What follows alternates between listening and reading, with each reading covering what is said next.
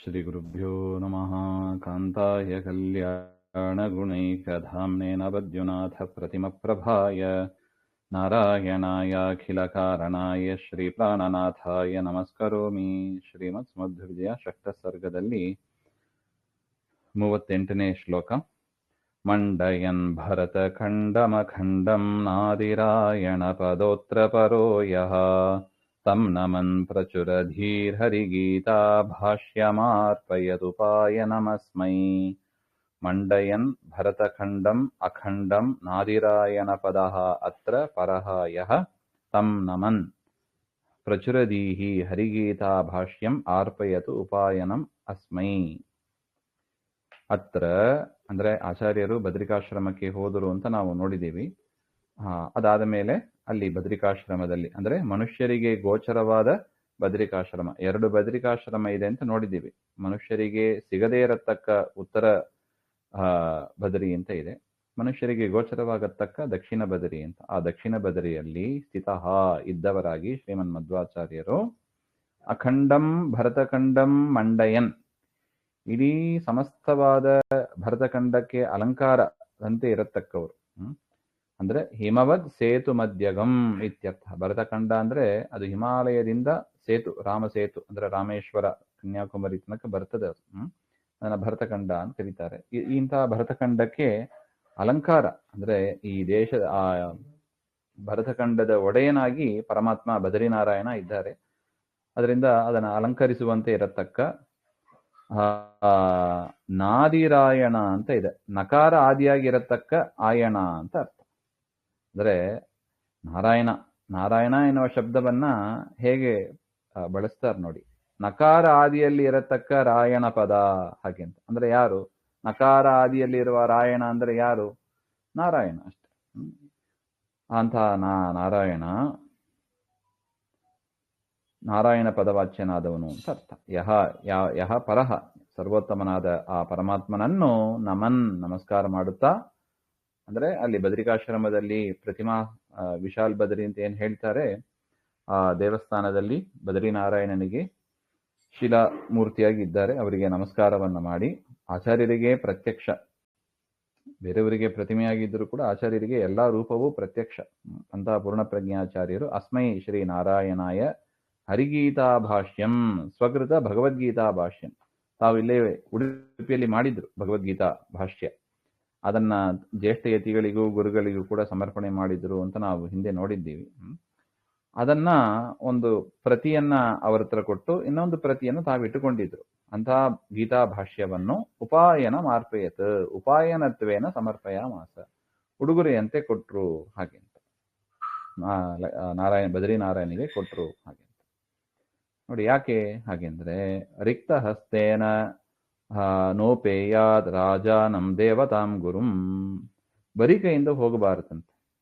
ರಾಜರ ಹತ್ರ, ದೇವರ ಹತ್ರ, ಗುರುಗಳ ಹತ್ರ ಎಲ್ಲ ಹೋಗುವಾಗ ಬರೀ ಕೈಯಿಂದ ಹೋಗಬಾರದು ಅಂತ ಪ್ರಮಾಣ ಇದೆ.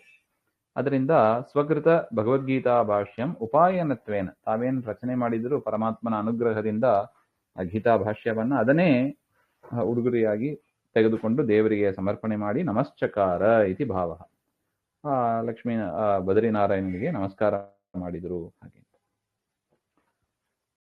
ಮಂಡಯನ್ ಭರತಖಂಡಮಖಂಡಂ ನಾದಿರಾಯಣ ಪದೋತ್ರ ಪರೋ ಯಃ ತಂ ನಮನ್ ಪ್ರಚುರಧೀರ್ಹರಿಗೀತಾ ಭಾಷ್ಯಮಾರ್ಪಯದುಪಾಯನಮಸ್ಮೈ. 39ನೇ ಶ್ಲೋಕ. ಪ್ರೀತಯೇಸ್ಯ ಪುರತೋ ವರಭಾಷ್ಯಂ ವಾಚಯನ್ ಸ ಜನತಾಮಪಸಾರ್ಯ ವಚ್ಮಿ ಶಕ್ತಿತ ಉರುಕ್ರಮ ಗೀತಾ ಭಾಷ್ಯಮಿತ್ಯ ಕಥಯತ್ ಪುರುಸಂಖ್ಯಃ. ಜನಾನಾಂ ಸಮೂಹ ಜನತಾ ತಾಮ್ ಅಪಸಾರ್ಯ, ಅಲ್ಲಿದ್ದ ಜನರನ್ನೆಲ್ಲ ಸರಿಸಿ, ಅಸ್ಯ ನಾರಾಯಣಸ್ಯ ಪ್ರೀತಯೇ, ಅಲ್ಲಿದ್ದ ಬದರಿನಾರಾಯಣನ ಪ್ರೀತಿಗಾಗಿ, ಅಸ್ಯ ಪುರತಃ ಆ ಪರಮಾತ್ಮನ ಮುಂದೆ, ವರಂ ಉತ್ತಮವಾದ ಭಾಷ್ಯಂ ಗೀತಾ ಭಾಷ್ಯವನ್ನ ವಾಚಯನ್ ಅದನ್ನ ಪಠಿಸಿದರಂತೆ. ಶ್ರೀಮನ್ ಮಧ್ವಾಚಾರ್ಯರು ಅಲ್ಲಿದ್ದ ಜನರನ್ನೆಲ್ಲ ಸರಿಸಿ ಪರಮಾತ್ಮನ ಪ್ರೀತಿಗಾಗಿ ಗೀತಾ ಭಾಷ್ಯವನ್ನ ದೇವರ ಮುಂದೆ ಪಠಿಸಿದರು ಹಾಗೆ. ಪುರುಸಂಖ್ಯ ಅಂದರೆ ಪೂರ್ಣವಾದ ಜ್ಞಾನವುಳ್ಳವರಾದ ಪೂರ್ಣಪ್ರಜ್ಞಾಚಾರ್ಯರು ಉರುಕ್ರಮ ಗೀತಾ ಭಾಷ್ಯಂ ಅಂದರೆ ಭಗವದ್ಗೀತಾ ಭಾಷೆಯನ್ನು ಶಕ್ತಿತಃ ವಚ್ಮಿ ಇತಿ ಅಕಥಯತ್. ಶಕ್ತಿತಃ ನನಗೆ ಎಷ್ಟು ಶಕ್ತಿ ಇದೆಯೋ ಅಷ್ಟು ಹೇಳ್ತೀನಿಯಪ್ಪ. ಹಾಗೆ ಮಂಗಳಾಚರಣೆ ಹಾಗೇ ಇದೆ. ದೇವಂ ನಾರಾಯಣಂ ನತ್ವ ಸರ್ವದೋಷ ವಿಭರ್ಜಿತಂ ಪರಿಪೂರ್ಣಂ ಗುರುಂಶ್ಚಾನ್ ಗೀತಾರ್ಥಂ ವಕ್ಷ್ಯಾಮಿ ಶಕ್ತಿತಃ ಅಂತ ಆಚಾರ್ಯರು ಮೊದಲು ಗೀತಾ ಭಾಷ್ಯ ಹಾಗೆ ರಚನೆ ಮಾಡಿದರು. ನನಗೆ ಎಷ್ಟು ಶಕ್ತಿ ಇದೆಯೋ ಅಷ್ಟು ಭಗವದ್ಗೀತೆಗೆ ಭಾಷ್ಯವನ್ನು ನಾನು ಇದರಲ್ಲಿ ಬರೆದಿದ್ದೇನೆ ಹಾಗೆ ಎಂಬ ಅರ್ಥದಲ್ಲಿ ಬರ್ತದೆ. ವಚ್ಮಿ ಇತಿ ಅಕಥಯತ್ ಅಯಂ ಭಾವ. ಅಂದ್ರೆ ಈ ಶ್ಲೋಕದ ಅಭಿಪ್ರಾಯ ಏನು ಹಾಗೆಂದ್ರೆ, ಶ್ರೀ ಮಧ್ವಾಚಾರ್ಯರು ದೇವಂ ನಾರಾಯಣನತ್ವ ಸರ್ವದೋಷ ವಿವರ್ಜಿತಂ ಪರಿಪೂರ್ಣಂ ಗುರುಂಶ್ಚಾನ್ ಗೀತಾರ್ಥಂ ವಕ್ಷ್ಯಾಮಿ ಶಕ್ತಿತಃ ಹಾಗೆ ಅಂತ ಮಂಗಳಾಚರಣ ಶ್ಲೋಕದಲ್ಲಿ ಗ್ರಂಥಾರಂಭ ಪ್ರತಿಜ್ಞಾಂ ಕುರ್ವನ್, ಗ್ರಂಥದ ಆರಂಭದಲ್ಲಿ ಪ್ರತಿಜ್ಞೆ ಪ್ರಾಮಿಸ್ ಮಾಡ್ತಾರೆ, ಸಂಕಲ್ಪ ಮಾಡ್ತಾರೆ, ನಾನು ಈ ರೀತಿಯಾಗಿ ಭಗವದ್ಗೀತೆಗೆ ಒಂದು ಭಾಷ್ಯವನ್ನ ರಚನೆ ಮಾಡ್ತೇನೆ ಅಂತ ಸಂಕಲ್ಪ, ಅದನ್ನೇ ಪ್ರತಿಜ್ಞೆ ಅಂತ ಹೇಳ್ತೀವಿ. ಆ ಥರ ಪ್ರತಿಜ್ಞೆಯನ್ನು ಮಾಡಿ ಪ್ರತಿಜ್ಞಾಂ ಕುರ್ವನ್ ಶ್ಲೋಕಾಂತೆ, ಆ ಶ್ಲೋಕದ ಕೊನೆಯಲ್ಲಿ, ಮಂಗಳ ಶ್ಲೋಕದ ಕೊನೆಯಲ್ಲಿ ಶಕ್ತಿತಃ ಇತಿ ಪದಂ ಅಕಥಯತ್, ಶಕ್ತಿತಃ ಎನ್ನುವ ಪದವನ್ನು ಅವರು ಹೇಳಿದರು ಹಾಗೆ ಅಂತ ಅದರ ಅಭಿಪ್ರಾಯ. ಪರಮಾತ್ಮ ಅದನ್ನು ಮುಂದೆ ಚೇಂಜ್ ಮಾಡ್ಲಿಕ್ಕಿದ್ದಾನೆ, ಶಕ್ತಿತಃ ಬೇಡ ಹಾಗೆ ಅಂತ ಅದು ಮುಂದಿನ ಶ್ಲೋಕದಲ್ಲಿ ಬರುತ್ತದೆ. ಅದರಿಂದ ಅದನ್ನ ಸ್ವಲ್ಪ ಎಂಫಸೈಸ್ ಮಾಡಿ ಹೇಳ್ತಾ ಇದ್ದಾರೆ, ಶಕ್ತಿತಃ ಅಂತ ಹೇಳಿದರು ಅಂತ.